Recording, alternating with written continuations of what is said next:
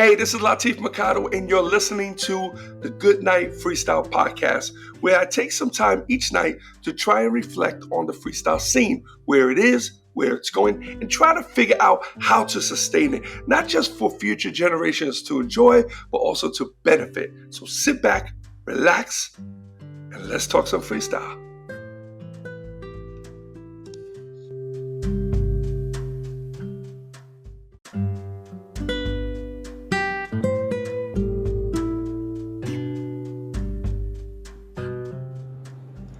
Hey, what's up, everyone? It's Latif, and welcome to the Goodnight Freestyle podcast. And this is episode 50. Yep, you heard right. 50. That means I came on here for 50 days in a row. Pretty big accomplishment, if I should say so myself. Anyway, and congratulations to everyone who's been listening in, hanging in there with me. I really appreciate it. I know these talks are pretty unusual. Sometimes you don't really know what I'm going to talk about.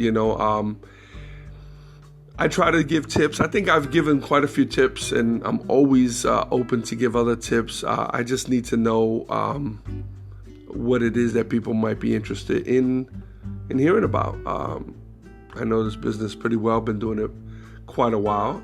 If not, I'm cool with just kind of like kicking back and just talking. It beats talking to myself, okay?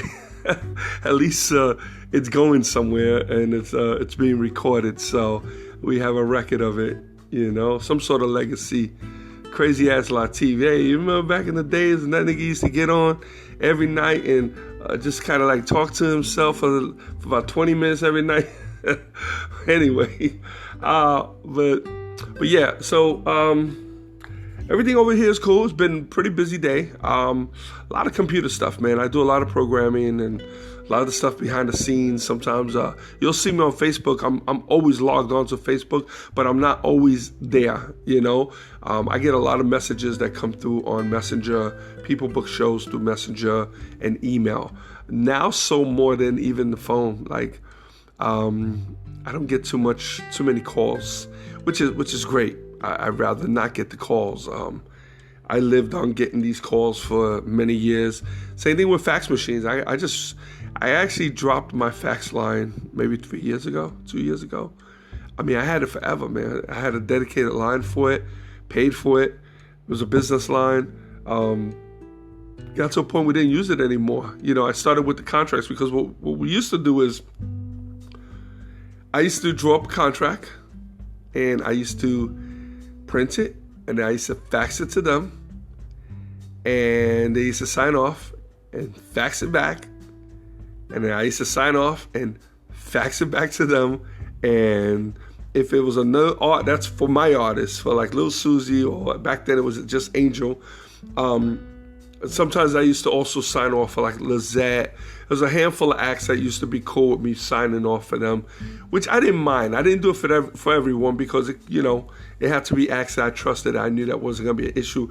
They gave me the word to sign off for them, but still, something goes wrong, I'm caught in the middle. So I have to have a deep trust for me to sign off for somebody. But then when we had artists that had fax machines, then what they would do is they would send me the fax. I would draw up the contract, send them the fax that says to the promoter. Promoter would sign off. Promoters always sign off first. Excuse me. They would sign off, send it back to me. Then I would go and send it to the artists and wait. And usually they took a while because a lot of times they were either at work or the fax machine wasn't in their house, or maybe it was at an office or whatever the case may be. I remember Timmy T used to have like a neighbor. I believe it was like a neighbor who had the fax machine, if I remember correctly. And I used to have to wait till he saw the neighbor I think it was Timmy. I could be wrong, but I'm almost positive it was Timmy that I used to fax it to a neighbor. And then when he used to get it, so a lot of times if I fax it, I didn't get the fax signed and back to me, sometimes till the next day. And that was risky. You see, I used to execute my deals quickly. So as soon as the deal came in, I would draw up the contract like within minutes, fax it in within minutes. I would encourage the promoters to get it back like immediately so that way we can hold a date. Because I used to tell them, listen, if you sleep on it and you don't get me the contract right back and the artist picks up a show, there's nothing I can do. You're going to lose the show. So they used to hurry up and they used to rush and get me the contract back. But then I used to send it to the artist, and now I had to wait a whole day because a lot of them didn't even have fax machines in their house, so it was crazy. Or I had to send it to a management office. I had to wait, and a lot of times if I did California work, the East Coast was already shut down, so if they were sending it to me at 3 p.m., 4 p.m., my time, and they were in California, their time, then it was already late over here, so anyway, the time change was just used to screw me up all the time. And then I was one of the first people to start PDFing. So when that became popular, but people would still, what was so funny, I still kept my fax machine on. So what it did, it expedited my side of the deal. So now I would draw up the contract, immediately convert it to a PDF, and then email it to the promoter. The promoter most of the time would print it, sign it, and then fax it back. And then I would fax it to the artist, right? I would fax it to the artist. Then it got to a point where where I would draw up the contract, PDF it, email it to the promoter. The promoter would then email it back to me, and then I would, when the promoter would fax it back to me, I used to have to scan it to put it back in and then email it to the artist. Man, it just kept on until finally, like now, I draw up a contract and I PDF it. I turn it into a PDF file. I email it to the promoter. Promoter signs it digitally online, and then he just turns it around, sends it right back to me. If it's one of my artists, I sign right there, send him back a copy, or her, or I forward it to the artist, and the artist usually gets it right back. So like time has been like cut in. It's a fraction of the time now to book an act. So, I mean, I've always encouraged both sides that time is of essence. It's very important. If you really want the act to sign off immediately, I tell the acts, if you really want the deal, sign off immediately, because promoters can, from 1 minute to the next, can totally change their mind. And just because the promoter signed off, okay, now I'm gonna know what the deal is. I'm always gonna be fair. If the artist hasn't signed off and the promoter already signed off, a lot of times I'll tell the promoter, do me a favor, resend me that contract and put void over it. And then they will send in that of course I have a stamp, a dated stamp on it. So if now an hour later the artist signs off and sends it back, I could cancel that because it was too late. They pulled out, So I always try to be fair on both ends, I never really had to do that. I think I might have done that twice, maybe 3 times at the most. But I used to tell both sides, it's important to move fast. Let's get the ball rolling. There's a lot of people out there that don't even use contracts now, and it's not a problem on the legal side. I'll be real, because if you're talking about some of these acts, I mean, excuse me, nobody's gonna really want to go to court to fight a $5,000 or $6,000 gig, because the legal fees will totally supersede that. So we use the contracts basically to make sure everybody's on the same page. That is so much important, so much more important than just the commitment, just the legal commitment. If a promoter can't do it, or they have to cancel, so they have to cancel. Now if they already sent the deposit in, okay, and both sides signed off, there's a good chance that the artist is already turning down gigs, or the marketplace is aware of the show going to happen. in that area. So it's very rare that an artist would want to refund that money. I don't blame them. We're not in the business for that. We lock in dates, we sign off, money's transferred. However, I always encourage the artist to credit the promoter for another show. That way the promoter doesn't lose and the artist doesn't lose, and I'm not going to lose. I'm the agent. Either way, I did the deal, and whatever happens after that, But yeah, with my acts all the time, there are a few, I'm not going to name the names, so you guys got to always be careful with that, you promoters. There are a handful of acts, maybe 3 or 4, that if you send them the money and for some reason the club gets flooded, it gets burnt down, another concert ends up going into that town, let's say a big concert, like we did something once, and I think it was 50 Cent was going to be right across the street. They weren't worried about the competition, but they knew that the streets were going to be packed. So they didn't want to do it. So I always credit the promoters. I don't want promoters to lose money. That does not benefit us at all, any of us. If promoters start losing money, especially with stuff like that, what's the point? What's the point? That's why I don't understand some of these people, going after these acts and trying to really, these artists going after some of the promoters and really trying to kill the deal, man. Like trying to, either you're charging them, too much. Now, I know it's too much. Some artists just feel that they can get over, and I hear their numbers, and I don't want to put them on blast, and I don't put them on blast, but sometimes I hear the numbers and I have to keep quiet, it'll be a $2,000 act that's their normal fee, sometimes they even go a little lower, and then you come to find out they just charge someone $4,500, and come on, that's ridiculous, See, me as an agent, I can't do that. So, and trust me, promoters, artists say it all the time, how much can you get me? What can you get me? Well, it's not that. It's not what I can get you is, what's the value? And the whole purpose of using an agent is because we know what the value is. Now, I'm not going to go to one of my buyers and sell you for $2,000 and then another one of my buyers and sell you for $4,000 because someone's going to get pissed. And you know who it's going to look like? It's going to look like I'm the crook. It's going to look like that. Like I inflated that price, and this is what happens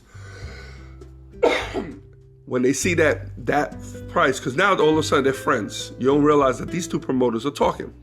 Because what happens is, especially with social media, the second promoter who just locked in the date, paid the $4,000, contacts the other promoter and says, "Yeah, hey, how you doing? So listen, I want to ask you, how was that show? How is this artist?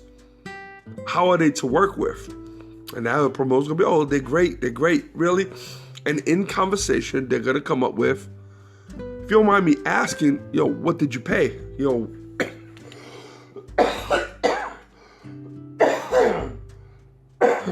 Sorry, guys, still got this freaking cold.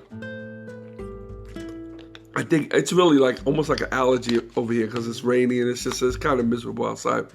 I think I've been sick ever since I started this damn thing.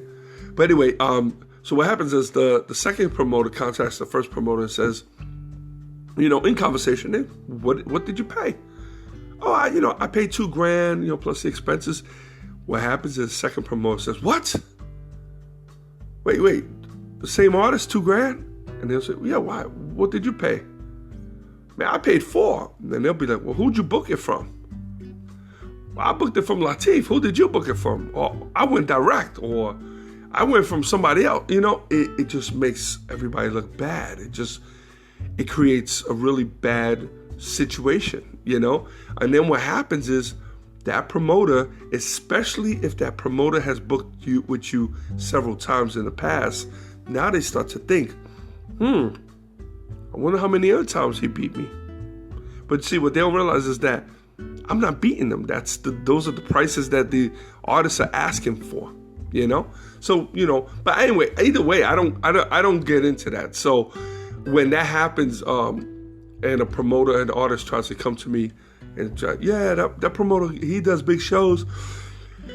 That place has a lot of people, trying to get more money. I can't do that. Because I know what these artists are getting paid. I try to keep it where it's respectful. Like, I don't try to underpay them. I don't try to get them less than what they're comfortable. But I've been doing this long enough to know where the value lays, or lies, however you want to say it. So, but that's the importance of having an agent. A good agent is, a fair agent. To me, a good deal, a great deal, fair deal is when everybody walks away happy. If one side feels like they didn't really get the best deal, then there's a problem. See, there are ways that both sides can feel satisfied, So it's, and what I do also is I assure promoters that the price, because sometimes even if you think you got a good deal, a lot of times you'll walk away and you'll get home, you'll lay in your bed, stare at the ceiling, and you start thinking, I paid $3,000. I wonder if I would have offered $2,000, would that artist have taken it? Yeah, maybe they would, maybe they don't. But see, what I can do is I can assure that promoter that what they paid was fair, and it was common. It was what people normally pay. Once in a while, the only times that you hear nowadays, the only time that you hear that a promoter paid a lot of money, believe it or not, is when they go direct. Because an artist knows that a promoter is going to book them once a year. Very rarely do they book the same artist twice in 1 year. Very rare. Doesn't happen. So an artist will do a repeat business to a promoter once a year. So if we do a particular club in Chicago, a lot of times that club will call us at least once a year. Same thing with the big concerts. Sometimes they even skip a year. They'll go every other year, something like that, because there's so many artists out there. But as an agent, I have the ability to book that artist numerous times in different venues, and I have the ability to book various artists in that one venue throughout the year. So I don't want to overprice the promoter, and then I kill it on the first one. Oh, wow, yeah, I made an extra $200 because at 10%, that's basically all it will be. But now this promoter will never mess with me again, ever. And then word of mouth spreads. Hey, watch out, go through this agent instead, or go direct. You understand? So it's not a good look. It's not a good look at all. So I know where that fairness is and where it lies, and I can assure the promoters, and I can assure the artists. Sometimes the artists, it's funny, sometimes artists give you prices and they feel like they're beating themselves, and I'm like, bro, I'm not going to reveal anybody's prices, but let me tell you something, you're there, you're actually on the top, some of the top level prices of a lot of these acts. I do A-list acts, I do a handful of Bs. I don't do too many, less than that. I don't turn them down. What I do is a lot of times I would send them the information from the promoter, let them book it. Because these acts that are making like $500, it's not worth it, $50. It's just not worth it, because the fact that these acts don't go all out that often. Now, trust me, I'm not discouraging people from booking them. I'm not discouraging anything. They can give you some great shows. I'm talking about me personally. A lot of times they're not accustomed to the road, or they used to hit the road a lot back in the 80s, and things were different. The artists were treated differently back then. Now you come today, and a lot of times they try to pick up from where they left off. I see that all the time, and sometimes it starts with the price. I'll see an artist I haven't seen on the road for like months. Hold on one second. Okay. So anyway, somebody just texted me. I'm sorry, guys. I'm really sorry. I just got distracted a little bit. But anyway, let me just move on from that situation. You guys got the idea when it comes to that. But yeah, that's it. If you guys have any other questions in regards to that whole booking process, hey, I've done it thousands and thousands of times. So I know how it goes. But it's all about being fair. It's all about being fair. And I was talking about real quick about the C acts. I don't turn them around. I don't turn them down, but a lot of them are so accustomed to. They're so accustomed to the way it was back in the days that sometimes the first indication that I get, I mean, I'm talking about artists that probably hasn't been back in the market for 15 years. Right away, I'll get a call. Actually, it just happened the other day. I'm not going to mention the artist. This artist has not been around in like years, like I think at least 15 years. So they come to me and they hit me up and we chit chat because I haven't spoken to them in a while. And they were like, I said, so, and even 15 years ago, they weren't that busy. They were kind of out there dabbling. But they see that a lot of big concerts are happening. Like times are a little different. The shows are different. They're bigger, a little more sophisticated these days. We got a nice turnaround with freestyle. So the first thing I'll ask them, I'll be like, okay, cool. So we'll talk. So what are you asking? I always get the old $6,000, but don't turn anything down. Call me if they come low. We'll see if we can negotiate. $6,000. If you have not been in this market for 15 years, okay, and you only have a couple songs to perform, yeah, $6,000 ain't gonna do it. I can tell. And a lot of times they'll price themselves out of the market. Now I'll listen to them. I'm not gonna pitch them at that price. I'll let them know after that. I'll say, well, I'm gonna tell you. One of the techniques I used to use, I don't use it that much anymore because I really don't have to. A lot of the acts kind of got, I could kind of go straight forward. But back in the days, I used to do like, even if they weren't asking for 6, if they were asking for like 3, I would be, right now I really don't book anybody less than 3,000. So, but what I would do is back then I would do acts pretty much at any price. I think the lowest I would go was like $1,000. I don't do those anymore. Not that I turn them away. I just send the artist direct to them because it's just so much easier and there's no sense in me taking their money. But so what if they would come to me for like 3,000? I would say, okay, 3,000. So if they offer me $2,000, can I turn it down? And they'll be like, oh, no, Latif, don't turn it down. Call me first. Let me know. Don't turn it down. So right there, they're asking for 3, but if someone offers for 2, they said don't turn it down, which means they're willing to take it. So when they tell me that, I say, okay, cool, 2. So what if they come back and they ask me for 15? Can I turn that down? Well, no, not for 15. Just call me first. But let me ask you this. So what if they come to me and they offer 1,000? Can I just turn it down?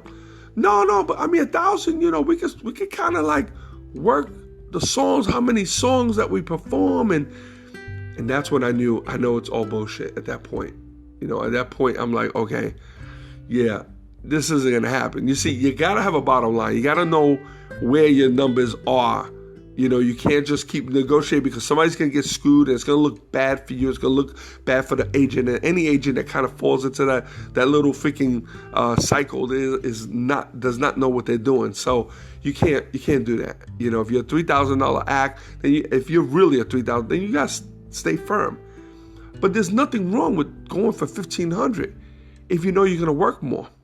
I had an artist, a very well-known artist. I don't like to give people's numbers. Very well-known artist. Every single one of you guys know who this artist is, okay? And it's a guy. But anyway, he used to charge $1,500, okay? Had an incredible show. Was probably one of the most underpriced artists. Like, this artist could have easily been stuck at $2,500 and done well. However, they worked more than most people. They worked a lot. And it made so much sense, But see, they like to be on the road. He had the ability to go on the road for, do multiple shows in one weekend. So, it worked out. It made sense. Now that artist is not at that price anymore. The artist is actually at double that. but he ran for a very long time, and it was an easy sell for me because a lot of times they would do all these other acts, and they'll be like, and I need somebody like a headliner. I'll be like, well, listen, how about this? When they said they're not headliner, I need someone to open up. A lot of times I would tell them, okay, when they want someone to open up, they're not really talking about just someone to open up. They're talking about someone who's cheap, someone who's really inexpensive that they can throw in there. And I would bring this artist up, and I said, listen, this is at opening prices, and this is a quality act, And they agreed. And man, we sold so many of these shows. Man, I've sold hundreds of thousands of dollars worth of just that one artist over the years, over probably about 20 years. So, but anyway, very interesting situation. But like I said, man, if you guys have any questions regarding any of this, if you just, you don't have to be in the business, you just might be curious. And I don't mind talking about it. I actually enjoy talking about it. Times have changed quite a bit. So sometimes I'm like, okay, wait a minute. We don't do that like that no more. How did I used to do that? So I would get like that. And I've done that plenty of times recently where I'm like, wait a minute, what? How did I used to make this work? But it's like checks. We don't send checks out anymore. Everything's wire back, or that Zelle. I think there's one or two acts that still take a check from me, and it's a pain. It's a pain because sometimes they hold on to a check for way too long. It kind of screws up my books because I'm looking at these numbers. I'm like, wait, these numbers aren't making sense, and it just throws everything off. But so anyway, listen, guys, that's it for tonight. I'm done. Tomorrow night, I'll be back on here talking to you guys. I appreciate you. Thanks for listening. Thanks for tuning in. Please if you're on YouTube, you're listening to this, please subscribe. It's so important that you subscribe. If you can share this with people who are into freestyle, whether they're artists, they're promoters, share with them. This might be a really good look. This is something that, if they have any questions, getting into this is a great business. It could be very lucrative. And excuse me, a lot of people are intimidated only because they're not sure. They don't know. So I'm here to open that door for you. No strings. You don't ever have to call me or book from me or nothing. You can actually come to me, get every single piece of information you need, and then go to the agent and purchase and book. I'm cool with that. Okay? Just as long as you listen to my podcast. All right, people. I'll talk to you. Until tomorrow. Goodnight Freestyle.